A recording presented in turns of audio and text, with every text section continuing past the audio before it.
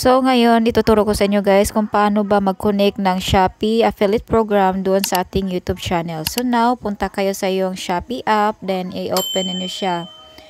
Tapos, punta ka na dito sa yung profile. Now, andito na po tayo sa ating Shopee account. So, makikita natin dito guys, merong wallet, may financial services, then dito, more activities. So, punta tayo dito sa affiliate program. So, kapag ikaw ay monetize na sa YouTube guys, pwede mo to siya i-connect sa yung YouTube. So, i-click natin yung affiliate.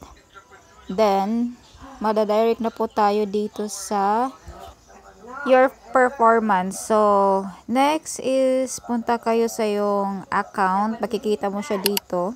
I-tap mo yung account.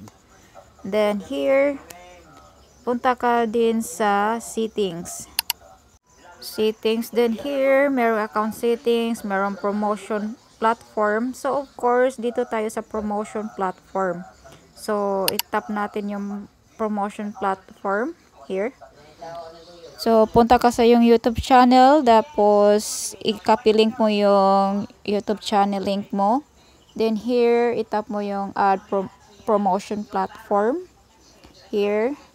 Then, dito na guys, lumalabas na yung mga platform kung saan natin siya pwede i-connect. Like Shopee, TikTok, Instagram, or Facebook. So, dito tayo sa YouTube guys. So, i-tap mo yung YouTube.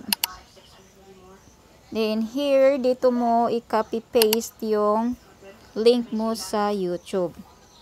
Once malagay mo na yung link sa yung YouTube channel dito guys, i-tap mo yung confirm.